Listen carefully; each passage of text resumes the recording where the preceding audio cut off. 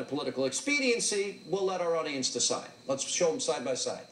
I've got to give a special shout out to my pastor, the guy who puts up with me, counsels me, listens to my wife complain about me.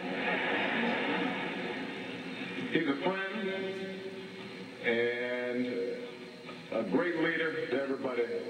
Give an extraordinary welcome to my pastor, Dr. Jeremiah Wright Jr. I have already condemned, in unequivocal terms, the statements of Reverend Wright that have caused such controversy and, in some cases, pain. For some, nagging questions remain. Did I know him to be an occasionally fierce critic of American domestic and foreign policy? Of course. When Hurricane Andrew struck in Florida, people said, look at this devastation. We don't expect you to come up with your own money here. What's happening down in New Orleans? Where's your dollar? Where's your Stafford Act money? Makes no sense. Tells me the bullet hasn't been taken out.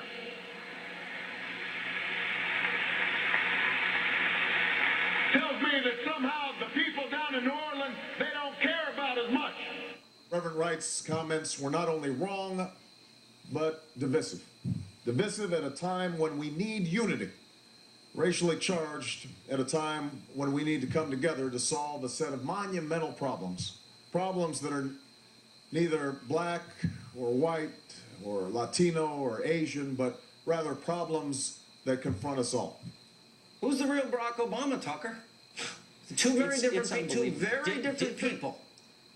They're speaking different language, different cadences, different accents, different gestures. I mean, the falseness here is overwhelming. And I would say that whether he was putting on a Southern accent or an Asian accent, it doesn't matter.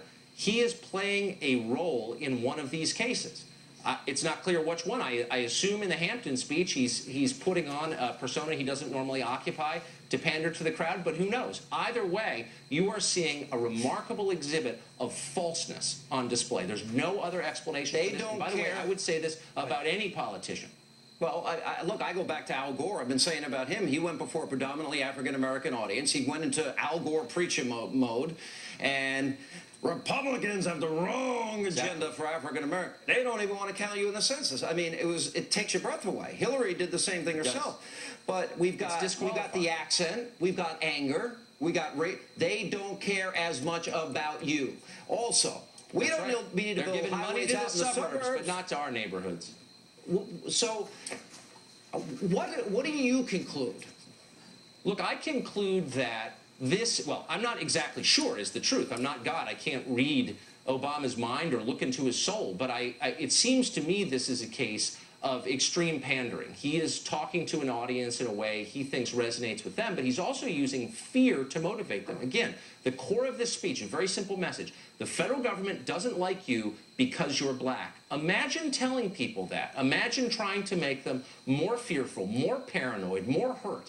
That's a truly divisive and sick thing to do, and it's on display in this video. This is not one right-winger's opinion. We're posting the entire video in the Daily Caller, and you can watch it. Is this the whole 40-minute video? You're posting the whole 40 minutes? Every second. Of course, because we will be relentlessly attacked on two grounds. One, people say, this has already been reported. Well, actually, it hasn't been reported. And I know because I reported on it the first time. And second, we will be accused of clipping this to our ends. And so we're just going to put the whole thing out there and people can judge. But the first thing that will jump off the screen at you is this is not the Barack Obama you've watched for the past 8 years if you've been paying attention. And this guy is whipping up race hatred and fear, period. How would you classify the comments? Racial? Is that best way? Is it? Of course I would. Of course I absolutely would. If a white politician got up in front of a white audience and said, here's what you should know about black people, they don't like you. They're in charge and they're shafting you and they're profiting from your suffering. What would you say that is? That is racial rhetoric designed to make people fearful. Yeah. All right, let's go to what he says about black churches in this speech. And again, the whole video is up on the Daily Caller if you want to take a look at the 40-minute speech. Remember, the media only at the time put up, what, 9 or 10 minutes that they reported on? It was a little less than 10. Little less than 10 minutes. All right, here's more of that speech that was never seen before. And when it comes to faith, we've been told that all that matters is what divides us. Evangelicals, don't be talking to mainline Protestants. Black church, that's different from the white church. Had stories about Trinity United Church of Christ because we talked about black people in church. Oh, that might be a separatist church. Catholics can't be getting together with Protestants or Muslims or Jews. Now let me play that through this prism, and that's when I interviewed. And remember, Reverend Wright, he was in the audience. This is June. He was disinvited from the invocation when Obama announced he's running for president. Came on my show 2 months later. This was the last interview that Reverend Wright did. Hear what he said about black liberation theology, and you know what he goes on to say in that particular clip there, because we talk about black people in church. Here was my exchange with Reverend Wright. This is on the website today. Well, let me just inform our audience, and I want you to respond if you can. It says commitment to God. By the way, I'm with you, and I hope you'll pray for me, Reverend. Commitment to the black community. Commitment to the black family. Adherence to the black work ethic. Now, Reverend, if every time we said black, if it was a church, and those words were white, wouldn't we call that church racist? You know, we would call it Christianity. We've been saying that since there was a white Christianity. We've been saying that ever since white Christians took part in the slave trade. We've been saying that ever since they had churches in slave castles. We don't have to say the word white. We just have to live in white America, United States of white America. I'm going to ask you this question. How many books of Dwight Hopkins have you read? You're very angry and defensive. I'm just trying to ask a question here. Barack Obama goes to, sir, Barack Obama goes to your church. You haven't answered my question. And it seems to be, when you say the black community, black family, black work ethic, black community. It seems to an arrogant, ignorant person. I'm asking you, have you answered me? How many books of Dwight Hopkins? I'm going to say this, whether you like it or not, I'm going to get my words in. And I'm going to tell you right now, I'm going to tell you, I think as a Christian, sir, I think as a Christian, you should not separate by race in this day and age. And that's why a lot of people are going to look at that and say, we're all supposed to be united under Christ, aren't we? That goes into black liberation theology, which we examined. And there might have been one other interview that he did after that, but I don't remember which one. But black liberation theology, you know, the black community, the black this, the black that. And I'm asking him about, and then he's praising him here, but then he gives this other speech. Did he just say those words in Philadelphia to make the controversy go away? What does he believe? Well, let me just say, I believe that Jeremiah Wright married Michelle and Barack Obama 20 years ago tomorrow. I believe that was their anniversary is tomorrow. Amazing.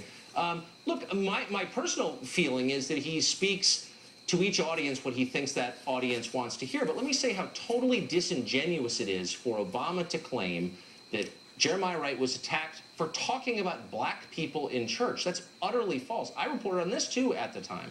People had very specific concerns about the nature of black liberation theology. It wasn't talking about black people in church.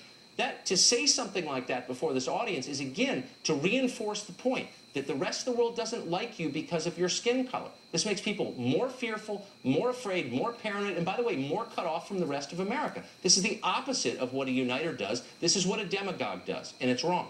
We'll be interested to see if anybody in the media follows up and has the courage to ask about these things. Remember, during the 2008 Don't hold your breath. 2008 election cycle, he was asked one time about Bill Ayers. And he just got a guy he started his political career in his house, gave speeches with, sat on boards with. He's just a guy in the neighborhood. Acted like he barely knew him. And he still got away with it. We'll follow up.